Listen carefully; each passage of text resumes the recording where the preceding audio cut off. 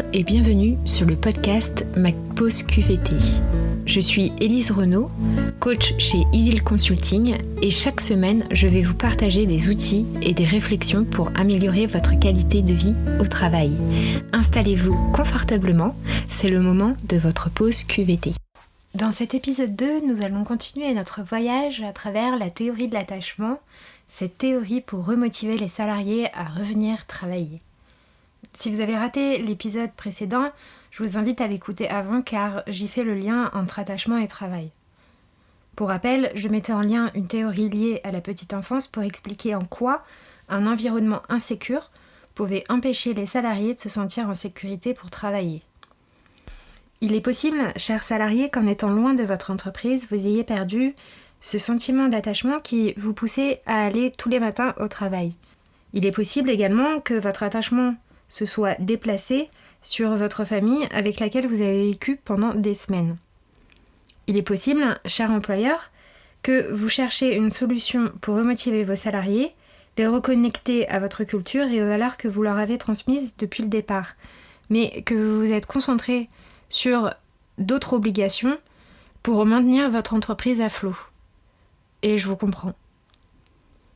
Aujourd'hui, il est important de raviver la flamme des deux côtés. Et pour cela, on va voir ce qu'est l'attachement affectif. Allen et Meyer en 1996 ont développé une idée comme quoi l'attachement affectif organisationnel était un lien psychologique entre l'entreprise et le salarié et que l'employé, avec cette théorie de l'attachement affectif, était moins susceptible de quitter l'entreprise volontairement.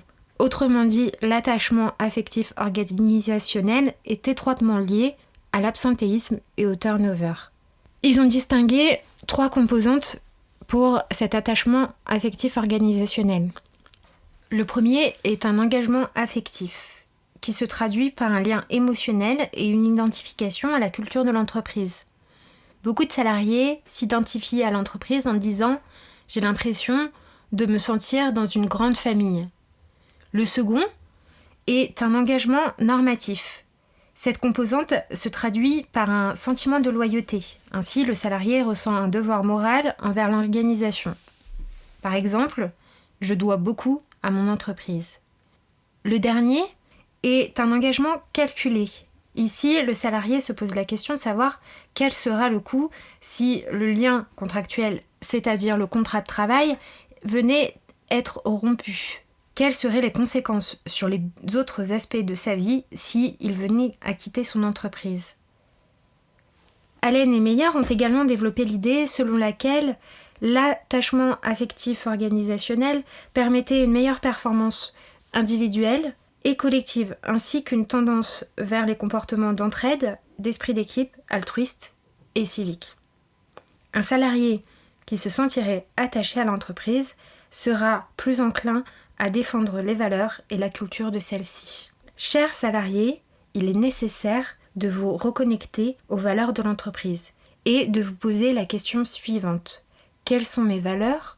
Quelles sont les valeurs de l'entreprise ? Et quelles sont les valeurs sur lesquelles vous vous rapprochez ? En faisant ce travail d'introspection, vous verrez ce qui vous rapproche de votre entreprise. Concentrez-vous sur le positif.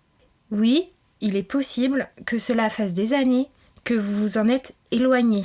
En retrouvant ce qui vous rapproche d'elle, vous aurez plus de facilité à travailler. Je vais me répéter un petit peu, mais aujourd'hui, l'entreprise a besoin de ses salariés pour se maintenir en vie. Plus vous serez motivé et plus vous participerez à votre maintien dans l'emploi. D'ailleurs, je vous invite à vous poser la question suivante. Quels seraient les risques actuels pour vous si vous perdiez votre emploi ? Et surtout, comment vous pouvez aider à limiter les risques ? Chers managers, dirigeants ou DRH, je vous proposerai encore une fois de développer votre communication interne si ce n'est pas déjà fait.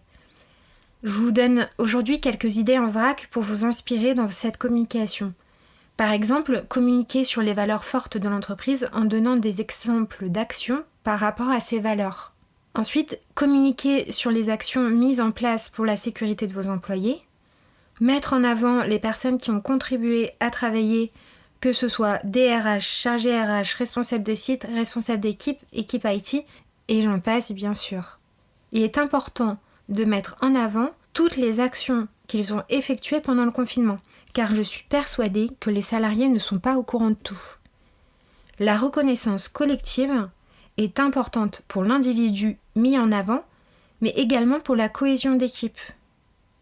C'est peut-être également le moment de faire monter en compétence certains de vos salariés sur des domaines nécessaires à votre activité, surtout si vous n'avez pas encore repris l'activité à 100%.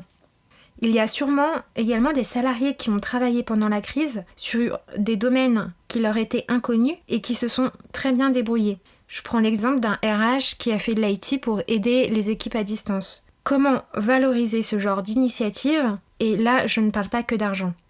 Il s'agit ici de relier le salarié à son entreprise, de le motiver en lui faisant ressentir que sa place est importante dans le groupe et surtout considérée et que c'est un travail collectif. Chaque personne de l'entreprise est un rouage de la machine. J'espère que cet épisode vous a donné quelques idées d'action à mettre en place rapidement pour améliorer la qualité de vie au travail par la motivation. La semaine prochaine, nous parlerons de l'attachement au lieu de travail qui joue également sur le bien-être du salarié. N'hésitez pas à faire un tour sur mon site internet easylconsulting.com pour consulter les ressources que j'ai mises à votre disposition. Et bien sûr, si besoin,